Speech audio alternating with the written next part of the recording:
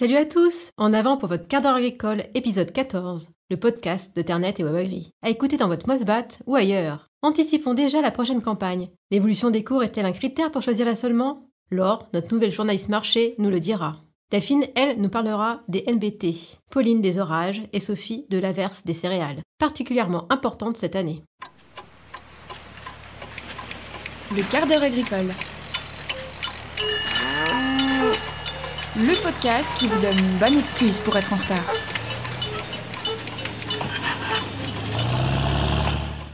Laure, bienvenue, c'est ton premier quart d'heure agricole. Absolument Céline, et pour ma première chronique, je me suis posé une question. Est-ce que, comme par exemple aux États-Unis, l'évolution des cours des grandes cultures joue beaucoup dans les choix d'assolement des agriculteurs français? J'ai posé la question à Grégory, qui est installé en zone intermédiaire en Loir-et-Cher. Il cultive 150 hectares, cette année du blé améliorant, du blé tendre, du blé dur, des orges d'hiver et de printemps, du triticale et du colza. Il nous explique à quel point il tient compte de l'évolution des cours pour adapter son assolement. Personnellement, de moins en moins. Au pire, c'est ce qui va me faire choisir l'état du marché et surtout l'état du ressenti des marchés. Au pire, ça va me faire choisir des débouchés différents. Par exemple, lesquels? Entre de l'orge de mouture et de l'orge brassicole, par exemple. C'est vraiment sur l'état des marchés, sur comment se comporter le port et l'activité. D'accord. Pareil, blé améliorant, blé tendre classique ou blé tendre blé dur. D'après lui, la situation a beaucoup changé depuis 15-20 ans. Les capacités techniques ont forcé un assolement et les agriculteurs commencent à penser à faire des cultures peu ou pas rentables pour gagner sur les cultures suivantes. Il évoque aussi les futurs aménagements de la PAC, qui risquent de donner de moins en moins de marge de manœuvre et de réflexion aux agriculteurs vis-à-vis de la financiarisation des cultures. On l'écoute à nouveau. Voilà, si pour pas faire aux éco-régimes, je dois commencer à penser à mettre des légumineuses dans ma rotation. Ouais. Ce sera fait. J'ai peut-être un petit débouché sur des légumineuses qui ont l'air pas trop mal valorisées. Est-ce que ça durera? Est-ce que le pois chiche s'est adapté à mon terroir? Je sais pas. Donc au pire, on fera des pois classiques et puis c'est tout. Nous partons maintenant vers l'Allier, où Denis Beauchamp est responsable du commerce des céréales dans une coopérative agricole. Sur son périmètre, il note des modifications d'assolement certes, mais surtout liées aux conditions climatiques qui ont fait baisser les surfaces en colza et en maïs et augmenter les surfaces en tournesol. Les colza n'ont pas pu les semer entre les sécheresses et les insectes, donc voilà. Et puis le maïs en zone non irriguée sur des terrains séchants, c'est vrai que la sécheresse a fait du mal aussi, donc ils n'ont pas voulu renouveler, ils ont plutôt remplacé par du tournesol par exemple. D'accord, ok. Ou des céréales d'automne. L'évolution des prix a selon lui peu d'impact sur les assolements, avec tout de même une petite nuance. La tendance haussière des prix du colza ces derniers mois pourrait pousser des agriculteurs à ressemer du colza, mais seulement si les conditions climatiques sont là.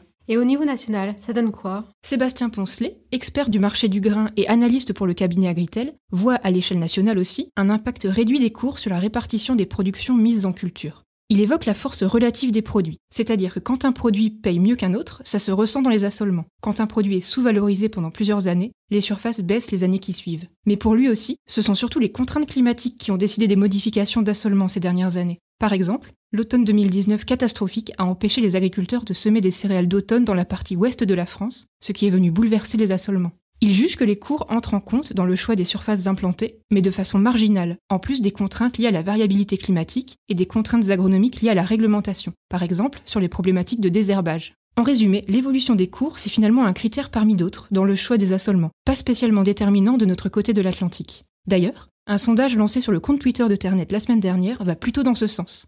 Sur 19 lecteurs, 14 indiquent que l'évolution des cours influence de façon marginale leur choix d'assolement. 3 n'en tiennent pas compte du tout, mais pour 2 d'entre eux, c'est le premier critère.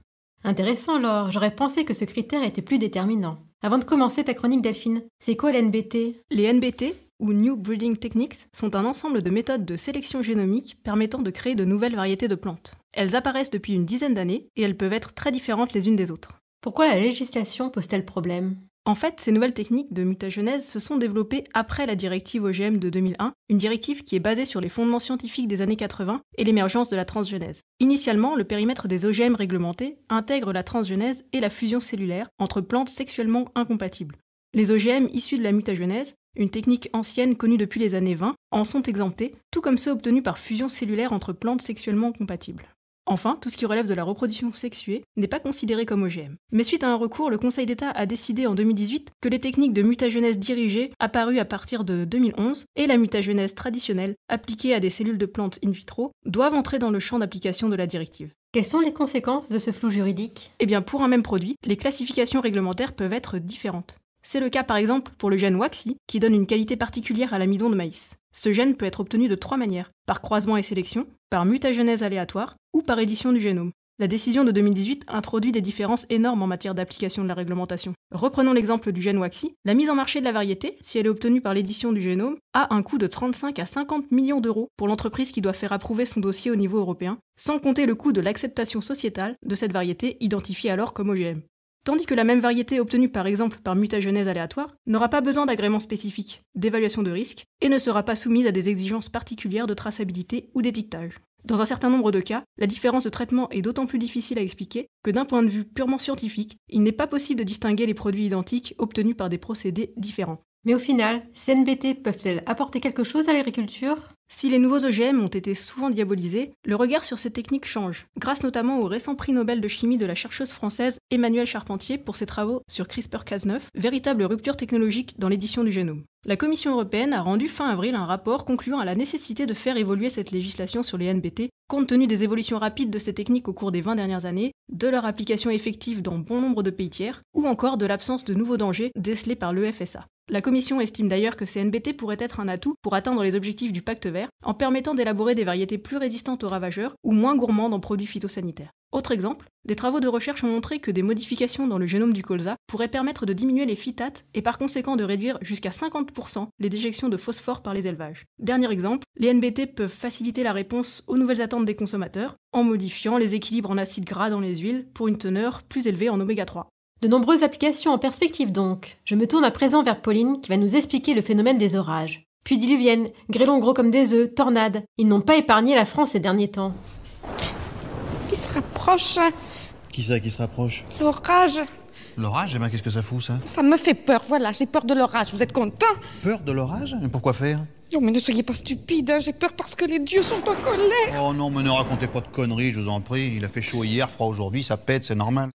Alors non, la foudre n'est pas une manifestation de la colère divine. Le roi Arthur a raison, l'orage est juste un phénomène atmosphérique. Selon Météo France, il est caractérisé par une série d'éclairs et de coups de tonnerre. L'orage est toujours lié à la présence d'un nuage de type cumulonimbus, dit aussi nuage d'orage. Ce type de nuage peut se développer sur plus de 10 000 mètres de hauteur. Tu imagines ? Il est souvent accompagné par un ensemble de phénomènes violents, rafales de vent, précipitations intenses, grêles et même des tornades. Quand l'orage arrive, le ciel s'assombrit et il peut même devenir complètement noir. Le vent se lève et en montagne, on peut observer des lueurs à l'extrémité d'objets pointus ou entendre des bourdonnements diffus.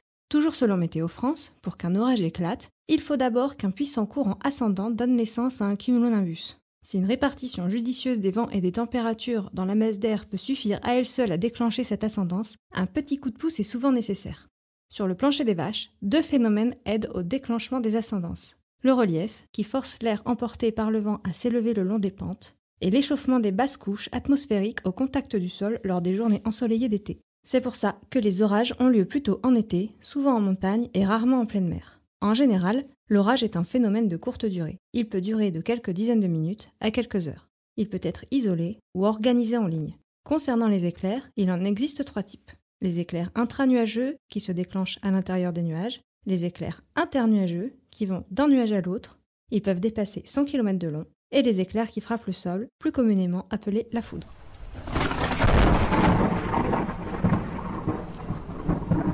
Nom de Zeus. Est-ce qu'on peut les prévoir ? Oui, on peut les prévoir, mais plutôt à grande échelle. C'est assez compliqué de savoir où exactement un orage va éclater. C'est un phénomène météo de petite taille qui ne dépasse pas le kilomètre, ce qui est tout petit en météo. C'est pour ça que Météo France place souvent des départements entiers en vigilance. Pour le prévoir, les météorologues regardent les différences de température, la présence ou pas de relief, et la nature des sols et de la végétation. Dans certaines conditions, l'orage peut se régénérer sur la même zone pendant 1 à 4 heures. Ou alors, il peut céder sa place à un autre. Quand on sait qu'un même cumulonimbus peut renvoyer sur Terre 4000 tonnes d'eau, on comprend mieux comment des quartiers entiers peuvent être engloutis. Voilà qui explique les nombreux dégâts liés aux orages. Il y en a aussi en agriculture, j'imagine. Tout à fait. En agriculture, les champs sont régulièrement inondés. Le vent peut coucher les cultures et la grêle peut les abîmer en faisant des trous dans les feuilles, ce qui peut entraîner par la suite la maladie. Les orages de ce début d'été 2021 ont été particulièrement violents. Chez certains, le vent a complètement couché les blés et la grêle a complètement détruit le maïs. Pour les éleveurs, c'est l'herbe et les foins qui ont été déchiquetés, et par endroits, les vaches avaient carrément les pieds dans l'eau dans leurs bâtiments. Alors oui, tu vas me dire, il y a des assurances pour ça, mais on y reviendra peut-être dans un prochain épisode. Et oui Sophie, on observe cette campagne beaucoup de champs versés à cause des orages, notamment en céréales à paille. Pourquoi ce phénomène est-il si important cette année ?